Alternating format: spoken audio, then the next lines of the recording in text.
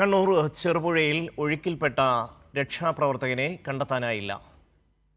സർക്കാരിനെതിരെ വിമർശനവുമായി ബന്ധുക്കൾ രംഗത്ത് വന്നു. ഇക്കാര്യത്തിൽ കാര്യക്ഷമമായ ഇടപെടൽ സർക്കാർ നടത്തുന്നില്ല എന്നാണ് ബന്ധുക്കൾ പറയുന്നത്.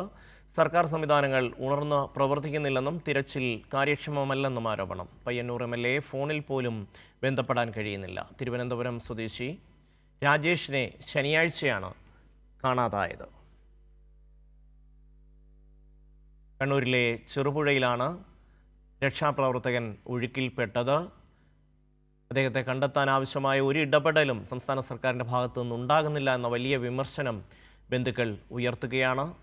ഇക്കാര്യത്തിൽ കാര്യക്ഷമമായ ഇടപെടൽ സർക്കാരിൻ്റെ ഭാഗത്തു നിന്ന് ഉണ്ടാകുന്നില്ല. തിരച്ചിൽ ഒട്ടും കാര്യക്ഷമമല്ല എന്നും ആരോപണമുണ്ട്. പയ്യന്നൂർ MLA പലതവണ ബന്ധപ്പെടാൻ ശ്രമിച്ചു. പക്ഷേ അദ്ദേഹത്തെ ഫോണിൽ പോലും കിട്ടാനുള്ള സാഹചര്യം ഉണ്ടായില്ല എന്നുള്ള പരാതി കൂടി ബന്ധുക്കൾ ഉന്നയിക്കുന്നുണ്ട്. രക്ഷാപ്രവർത്തനത്തിനിടെയാണ് തിരുവനന്തപുരം സ്വദേശിയായ രാജേഷ് ചെറുപുഴയിൽ കാണാതായത്. സന്തോഷ് ചേരുന്നു. സന്തോഷ്, രക്ഷാപ്രവർത്തനത്തിനിടയിലാണ് ഈ രാജേഷിനെ കാണാതായത്. എന്തൊക്കെയാണ് വിശദാംശങ്ങൾ? ഷമ്മി, ശനിയാഴ്ച വൈകുന്നേരമാണ് ചെറുപുഴയിൽ മലവെള്ളപ്പാച്ചിലിൽപ്പെട്ടവരെ രക്ഷപ്പെടുത്താൻ ശ്രമിക്കുന്നതിനിടെ നീന്തൽ പരിശീലകൻ കൂടിയായ തിരുവനന്തപുരം സ്വദേശി രാജേഷിനെ കാണാതായത്. രാജേഷ് ഈ രണ്ടുപേരെ രക്ഷിക്കാൻ ശ്രമിക്കുന്നതിനിടെ അവർ ഈ സ്വന്തം ജാക്കറ്റ് പോലും അവർക്ക് ഊരി നൽകി ഈ ഒഴുക്കിൽപ്പെട്ടവരെ രക്ഷപ്പെടുത്തുകയായിരുന്നു നീന്തൽ പരിശീലകനായ രാജേഷിനെ ഒഴുക്കിൽപ്പെട്ട് കാണാതായി. അതിന് പിന്നാലെ തിരച്ചിൽ ആരംഭിച്ചു. ഇപ്പോൾ 2 ദിവസമായിട്ടും രാജേഷിനെ കണ്ടെത്താൻ കഴിഞ്ഞിട്ടില്ല.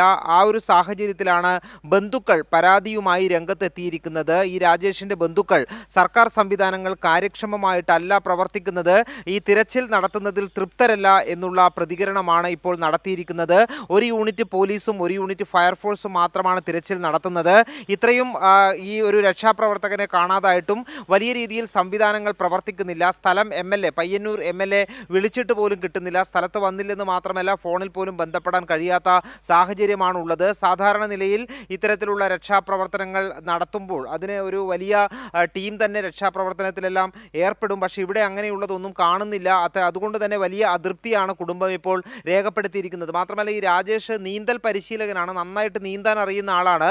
അതുകൊണ്ട് ഇയാൾ ഇപ്പോഴും ജീവൻ അപകടത്തിലായിട്ടില്ല എന്നുകൂടി ബന്ധുക്കൾ വിശ്വസിക്കുന്നുണ്ട്. കാരണം ഈ ഒരു കാണാതായി കുറച്ച് സമയത്തിന് ശേഷം ഒരു 2 കിലോമീറ്റർ താഴെയുള്ള പാലത്തിന് സമീപത്ത് വെച്ച് ഈ രാജേഷിനെ ആരോഗ്യത്തോടു കൂടി നീന്തുന്നത് അവിടെയുള്ള ആളുകൾ കണ്ടു എന്ന് പറയുന്നുണ്ട്. പക്ഷേ അത് ഈ സ്ഥലം കഴിഞ്ഞാൽ പിന്നീട് വനമേഖലയാണ്, കർണാടക വനമേഖല ഉൾപ്പെടെയാണ് പിന്നീടേക്ക് വരുന്നത്. ഈ സ്ഥലം എന്ന് പറയുന്നത് കേരളത്തിൻ്റെയും കർണാടകയുടെയും അതിർത്തി പ്രദേശമാണ്. എന്നാൽ അവിടേക്ക് ആവശ്യമായ സർക്കാർ ഇടപെടലുകൾ നടത്തി കർണാടക വനംവകുപ്പുമായി ബന്ധപ്പെട്ട് അത് ഏകോപിപ്പിച്ചുകൊണ്ടുള്ള ഒരു കാര്യക്ഷമമായിട്ടുള്ള തിരച്ചിൽ നടത്താൻ കഴിയുന്നില്ല.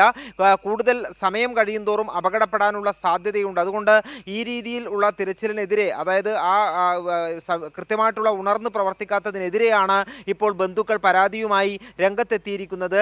വലിയ രീതിയിലുള്ള സംവിധാനങ്ങൾ തിരച്ചിലിൻ്റെ ഭാഗമായി ഇല്ല. ഒരു സാധാരണ രീതിയിലുള്ള കുറച്ച് ആളുകൾ മാത്രം രക്ഷാപ്രവർത്തകർ ഈ ദൗത്യസംഘം മാത്രമാണ് തിരച്ചിൽ നടത്തുന്നത് എന്നാണ് ബന്ധുക്കൾ പരാതി പറയുന്നത്. ഈ രാജേഷ് ആകട്ടെ 2018 വലിയ പ്രളയമുണ്ടായപ്പോൾ നിരവധി ആളുകളെ രക്ഷപ്പെടുത്തിയ ഒരാൾ കൂടിയാണ്. നീന്തൽ പരിശീലകൻ എന്നുള്ള രീതിയിലാണ് ഇവിടെ ഒഴുക്കിൽപ്പെട്ടവരെ രക്ഷപ്പെടുത്താനായി വെള്ളത്തിലിറങ്ങിയത്. ഇവിടെ റാഫ്റ്റിങ്ങിൻ്റെ നടക്കുന്ന ഒരു സ്ഥലമുണ്ട്, അവിടെ പരിശീലകൻ കൂടിയാണ് ഈ രാജേഷ്. നിലവിൽ ഈ രക്ഷാപ്രവർത്തനത്തിൽ ഏർപ്പെട്ടിരിക്കുന്നത് ഈ ഒരു ട്രെയിനിങ് ഇൻസ്റ്റിറ്റ്യൂട്ടിലെ റാഫ്റ്റിംഗ് സെൻ്ററിലെ വിദ്യാർത്ഥികളും പരിശീലകരും എല്ലാം മാത്രമാണ്. അവർ നല്ല രീതിയിൽ ഈ തിരച്ചിലിന് ഇടപെടുന്നുണ്ടെങ്കിലും സർക്കാരിൻ്റെ ഭാഗത്ത് നിന്ന് കാര്യമായ സഹായമില്ല എന്നുള്ള ആരോപണമാണ് ബന്ധുക്കൾ ഉയർത്തിയിരിക്കുന്നത്. ഷമി.